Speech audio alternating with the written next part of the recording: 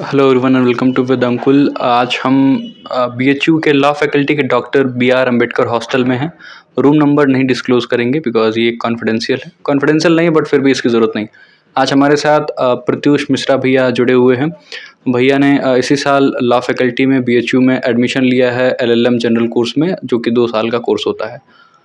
कैसे प्रिपरेशन किया था इन्होंने और ये प्रिपरेशन की पूरी स्ट्रेटजी तो भैया बताएंगे ही बताएंगे। शायद टाइम अब कम है, अब मार्च में ही आपके एग्ज़ाम शेड्यूल्ड हैं, तो अब इम्पॉर्टेंट ये हो जाता है कि कम टाइम में प्रिपरेशन कैसे करना होगा।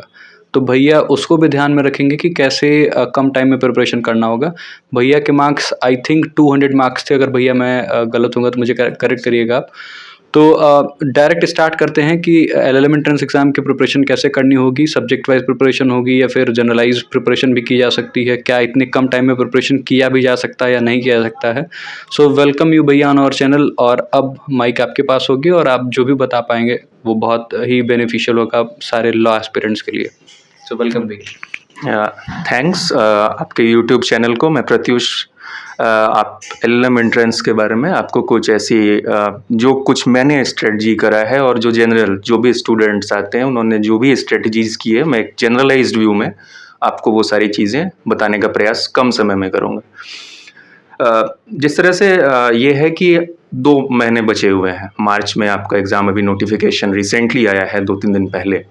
तो जो एलएलएम का मास्टर्स का जो सिलेबस है वो आप देखोगे उस सिलेबस को जो नोटिफिकेशंस में नोटिफाई हुए हैं उसमें ढेर सारे सब्जेक्ट्स हैं। कॉन्स्टिट्यूशन ऑफ इंडिया है, आईपीसी जो अब न्यू भारतीय न्याय संहिता और जो बीएनएसएस और ढेर सारे लॉ हैं वो है, इंटेलेक्चुअल प्रॉपर्टीज़ हैं, प्रोसीजरल लॉज हैं, ढेर सारे लॉज हैं। सिलेबस थोड़ा वास्ट है, लेकिन जो उसमें क्वेश्चंस आएंगे आपको एंट्रेंस में सीयूईटी में, वो क्वेश्चंस आपको पूरे तरीके से आपको डीप वे में स्टडी नहीं करनी है, लेकिन आपको उसकी बेसिक्स नॉलेज होना ज़रूरी है। जो आपने एलएलबीज़ में करी है उस चीज़ों को आपको ब्रश अप करना होगा, क्योंकि मोस्ट ऑफ द स्टूडेंट्स जो एलएलबीज़ से एलएलएम में एंट्रेंस में आ रहे हैं वो कहीं ना कहीं जुडिशरी की प्रिपरेशन कर रहे हैं और कहीं ना कहीं वो जुड़े हुए हैं। और आपको बस उस स्ट्रेटजी को फॉलो करते हुए जुडिशरी के जैसे परीक्षा मंथन्स की बुक है, सिंगल्स की बुक है और जो भी एमसीक्यूज की बुक है उसको आपको अब ब्रश अप करना है, क्योंकि आपके पास टाइम अभी काफ़ी कम है। 2 महीने का टाइम शायद बचा है मेरे हिसाब से। नोटिफाई हो जाएगा एग्ज़ाम, मार्च अप्रैल में आपका एग्ज़ाम हो जाएगा। तो उसके लिए आपको जो कॉन्स्टिट्यूशन ऑफ इंडिया है, आईपीसीज और जो न्यू लॉज हैं उसमें थोड़े कुछ जो चेंजेस आए हैं उसको आपको अच्छे तरीके से देखना है। और जो सीपीसीज हैं और ढेर सारे जो प्रोसीजरल लॉ हैं, इंटेलेक्चुअल प्रॉपर्टीज़ हैं, कॉपीराइट्स के जितने भी हैं, तो उन सारे सब्जेक्ट्स के एमसीक्यूज आपको कहीं ना कहीं जुडिशरी आप प्रिपरेशन कर रहे हैं तो वो किसी न किसी पब्लिकेशन में आपको मिल जाएंगे। मैंने परीक्षा मंथन की स्ट्रेटजी जो एक बुक आती है एमसीक्यूज की, वो मैंने रेफ़र करी थी और उसको मैंने एक बार नहीं बनाया, उसको मैंने 2-3 बार। पहला बार बना, आप कुछ गलतीज होंगी, कुछ आपको लगेगा कि कुछ उसमें हम लेग अप कर रहे हैं, तो उसको आप दोबारा बेयर एक्ट्स को रेफ़र तो मस्ट करो। बेयर एक्ट्स तो काफ़ी मैं कहूँगा कि वो एक बाइबल है। और बेयर एक्ट्स जितने भी लॉज हैं, इंटेलेक्चुअल प्रॉपर्टीज़ की हो गई, आपकी सीपीसीज की हो गई, जो आपके न्यू लॉज हैं आप उसको भी रेफ़र करो, क्योंकि कहीं ना कहीं वो रिलेट करके आ सकता है। जो रिसेंट अमेंडमेंट्स हुए हैं वो आ ही सकता है, आप टोटली इग्नोर नहीं कर सकते। सिलेबस में शायद अभी उसको अपडेट नहीं किया गया है, लेकिन आपको उस चीज़ों को पढ़ना है। तो आप मेरे हिसाब से जो स्ट्रेटजी मैंने फॉलो करी थी और मोस्ट ऑफ द स्टूडेंट्स वो फैली करते हैं कि आपने एलएलबीज में सारे सब्जेक्ट्स पढ़ रखे हैं, तो ये आपके लिए प्लस पॉइंट है। और उसी को और एंट्रेंस में जो भी कोर सब्जेक्ट से या जिससे भी क्वेश्चंस आ रहे हैं वो कहीं ना कहीं बेसिक क्वेश्चंस आते हैं। आपको क्या करना है, उस क्वेश्चंस को अच्छे से पढ़ना। टाइम आपके पास इनफ रहेगा, 75 क्वेश्चंस रहते हैं आपको करने होते हैं, तो 75 क्वेश्चंस काफ़ी हैं जितने टाइम में, इनफ टाइम है। तो आपको कहीं ना कहीं उसको क्या करना है कि अच्छे से पढ़ के और उसको एमसीक्यूज बनाते बनाते आपको ढेर सारी प्रैक्टिसेस आ जाएंगी उसमें। और वो 2 महीना काफ़ी इनफ टाइम है, आप उसको अभी से कर सकते हैं। और आप हमेशा ये अपने माइंड में रखना है कि 200 प्लस अगर आप यूआर हैं या 200 प्लस अगर आप मार्क्स ले रहे हैं तो आप अच्छे यूनिवर्सिटीज़ में, डीयू में, बीएचयूज में, या जहाँ भी आपको मन है वो वहाँ आप एलिजिबल हैं और वहाँ आप एडमिशन पा जाओगे। जो रिसेंट प्रीवियस ईयर कटअप्स हैं या फिर जो भी ट्रेंड्स चल रहे हैं। तो मैं बार-बार यही कहूँगा कि आप एमसीक्यूज़ जो परीक्षा मंथन हो या फिर जो भी आप जुडिशरी प्रिपरेशन के लिए कर रहे हैं, उसको आप बार-बार उसको रिवाइज़ करते रहो। और वो एमसीक्यूज़ आप जब बार-बार रिवाइज़ करोगे, उससे आपके दिमाग में वो चीज़ें आ जाएँगी। चूँकि एलएलबीज़ में आपने स्पीडली आप चीज़ें पढ़ी रखी होती हैं, तो उसको बार-बार आपको लगेगा कि हम कुछ कम पढ़ रहे हैं या फिर कुछ ऐसी चीज़ें हैं। लेकिन जब आप उसको एमसीक्यूज़ बनाओगे, बार-बार बेयर एक्ट्स को हमेशा रेफ़र करोगे, तो ये दोनों चीज़ आपको एंट्रेंस में निश्चित तौर पे सफलता दिलाएगी। और तो यही 2 चीज़ें मैं बार-बार कहना चाहूँगा, जो स्ट्रेटजी है, bear acts as a Bible आपको वो हमेशा रेफ़र करो, और दूसरा है एमसीक्यूज़। इस दोनों को आप सॉल्व करो और निश्चित तौर पर आपको सफलता मिलेगी, ये मैं कॉन्फिडेंटली कह सकता हूँ, और सभी ने यही किया है अभी तक। और तो ऑल द बेस्ट आपको। आप निश्चित तौर पर आप भिड़ जाइए अभी से, नोटिफिकेशन सिलेबस देख लीजिए, आपको जो भी रिसेंट अमेंडमेंट्स हैं उसको आप ध्यान में रखिएगा, क्योंकि वो आ सकता है। और निश्चित तौर पे जो पीनल लॉज में जो चेंजेस आए हैं, क्रिमिनल लॉज में, उसको आप रिसेंट अमेंडमेंट्स को देखते रहिए। जैसे इंटेलेक्चुअल प्रॉपर्टीज़ में कभी कभी चेंजेस आते हैं, आप उसको देखिए। रिसेंट केस लॉज अगर हैं तो उसको भी आप देखते रहिए। तो एक ये होगा कि आप लॉ से अगर जुड़े हुए हैं तो ये चीज़ें आपको देखनी भी चाहिए। ऐसा नहीं कि आप एंट्रेंस हैं तो इस तौर पे देख रहे हैं, ऐसे भी आपको देखनी चाहिए कि आप रिसेंट कुछ अमेंडमेंट्स आया है, लेजिस्लेशन है, उसको देखिए। तो इससे आप निश्चित तौर पर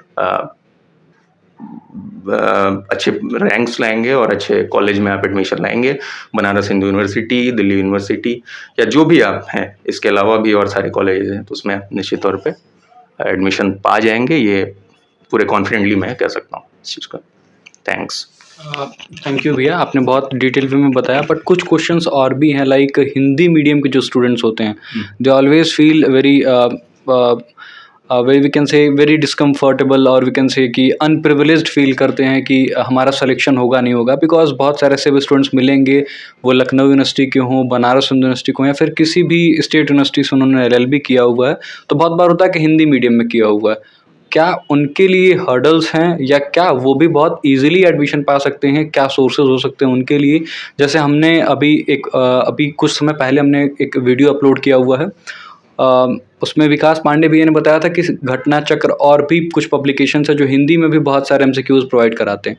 तो इसमें आपका क्या मानना है? अगर आपके किसी मित्र ने या फिर आपकी जानकारी में अगर हिंदी मीडियम में भी प्रिपरेशन की बात की जाए, तो ये बात तो बिल्कुल सही है कि हाँ, कुछ सोर्सेज कम हैं हिंदी मीडियम में, बट फिर भी क्या हिंदी मीडियम के लिए आपका गाइडेंस होगा या फिर आपका क्या सजेशन होगा, अगर इस पर आप कुछ बता पाएँ? पहली बात, मैंने खुद भी हिंदी मीडियम से ही पढ़ाई की है, लेकिन 5 ईयर में चूँकि मैं अभी एलएलबी किया हूँ तो फिर हिंदी मीडियम में। तो आप प्रेजुडिस मत हो कि आप हिंदी मीडियम में हो, इंग्लिश मीडियम में हो।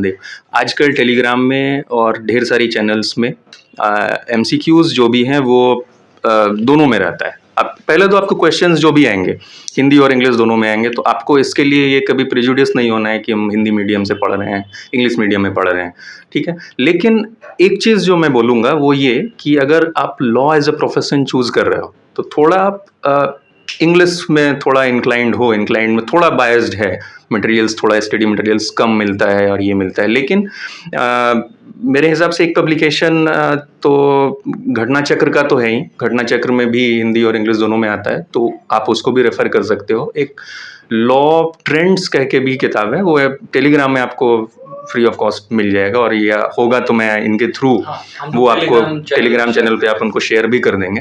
तो उसमें भी आपको आई थिंक कि 1000 से अबव हैं क्वेश्चंस। तो 1000 क्वेश्चंस आप अगर किसी भी सब्जेक्ट्स के बार बार उसको मगअप करोगे या फिर ये करोगे तो कहीं ना कहीं उसमें सफलता मिलेगी, ठीक है।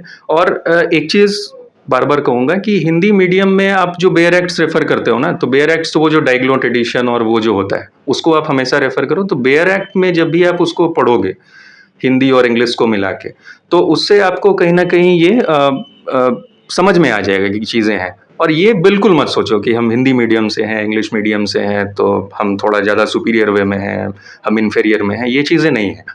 हिंदी मीडियम में आप बस इस चीज़ को ध्यान में रखो कि डायग्लोट एडिशन बुक रखो, बेयर एक्ट्स रखो, और उसके थ्रू आप प्रिपेयर करो। और उसमें भी ढेर सारा है, घटना चक्र भी ले सकते हो, और जो इनके थ्रू मैं शेयर कर दूंगा तो उसमें भी एमसीक्यूज़ हैं, और उस दोनों को प्रैक्टिस करो और डेफिनेटली आपको उसमें सफलता मिलेगी। और हिंदी मीडियम वाले ढेर सारे यहाँ एलएलएम्स में अभी भी कर रहे हैं, और उन्होंने टॉप भी करा है और अच्छे रैंकर्स भी रहे हैं।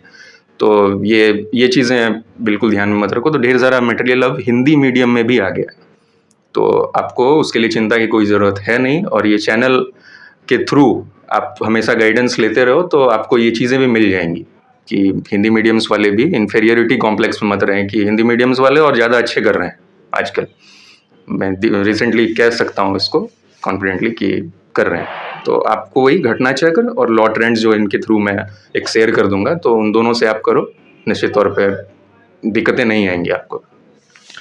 तो अब मीडियम एक बहाना नहीं रह गया है, टू बी वेरी ऑनेस्ट। ये ऑन कैमरा हम कह रहे हैं और भैया इससे एग्री भी कर रहे हैं। लास्ट में भैया जाते जाते आप BHU से LLM परस्यू कर रहे हैं, क्या कुछ ऐसी चीज़ें हैं जो BHU चूज़ करते टाइम एक स्टूडेंट को माइंड में रखना चाहिए और BHU ही आना चाहिए या कोई और भी यूनिवर्सिटी देखना चाहिए? अगर आप ब्रीफ में बता पाएँ कि BHU में क्या है ऐसा है कि आपने BHU ही चूज़ किया हुआ है? BHU चूज़ क्यों करना है? पहली बात, BHU में आपको महामना का आशीर्वाद है, पंडित मदन मोहन मालवीय का। ये फर्स्ट पहला चीज़ है और एक सबसे बड़ी चीज़ है जो आपको मिलती है। सेकंड, आप इस कैंपस में अगर पहली बार एंट्री लोगे तो इसकी ग्रीनरी आपको ज़रूर अट्रैक्ट करेगी। खैर, ये दो चीज़ें आपकी सराउंडिंग्स की बात हो गई। तीसरी चीज़ वो है कि यहाँ का एक तरीके का एक जुड़ाव वो है आपका, अगर आप ये सोच रहे हो कि पहली बार आप घर से निकल रहे हो, जैसे most of the students 12th से आ रहे हैं या ग्रेजुएशन करने आ रहे हैं या फिर LLB करने के लिए आ रहे हैं, तो वो थोड़ा ये लगता है कि हम बाहर जा रहे हैं या फिर इस तरीके से। और जब आप इस कैंपस में एंट्री लोगे तो आपको लगेगा कि नहीं, हम घर ही में हैं।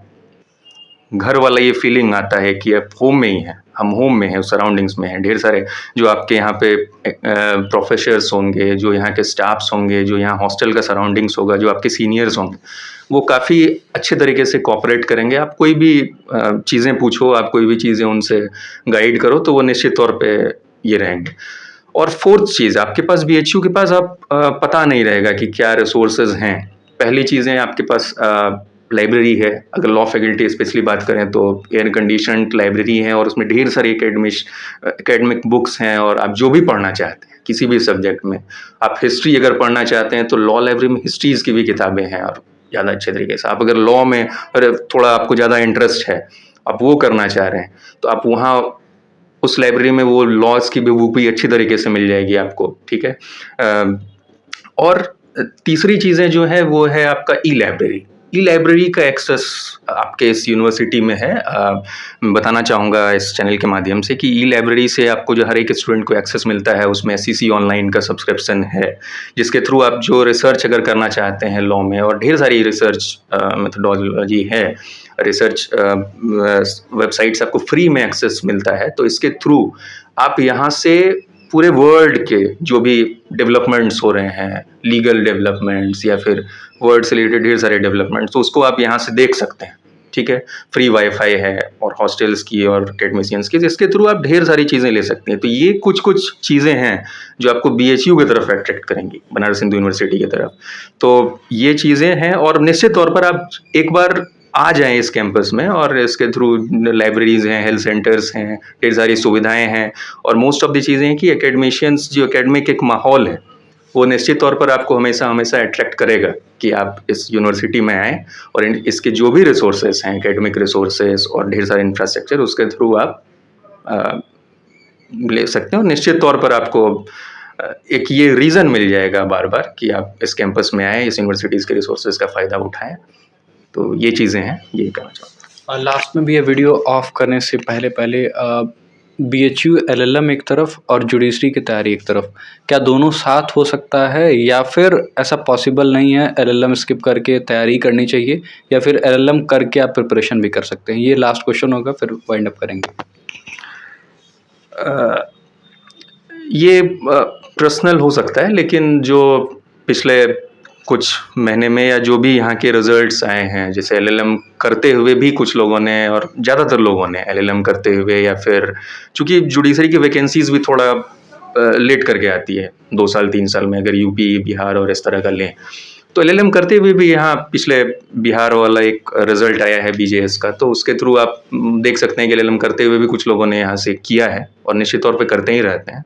तो आप अगर दोनों को पैरेलली लेके चलेंगे स्ट्रेटेजिकल वे में और आपके पास ढेर सारा एक्सेस रहेगा, तो आप उसको दोनों को एक साथ लेके चल सकते हैं, जुडिशरी और एलएलएम के प्रिपरेशन को।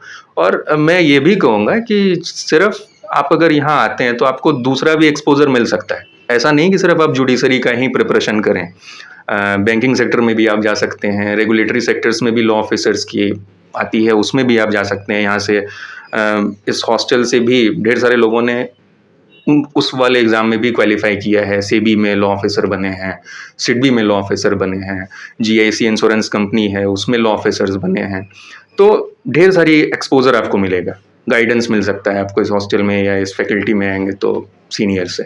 तो ये सारी चीज़ें भी हैं। जुडिशरी तो निश्चित तौर पे यहाँ से कहा जा सकता है कि वो लोग भी जुडिशरी के थ्रू भी आप कर सकते हैं एलएलएम के प्रिपरेशन के। तो सिलेबस मोर और लेस सेम ही रहता है और एक माहौल मिलता है, तो इसके थ्रू आप कर भी सकते हैं दोनों चीज़ें। तो यही है।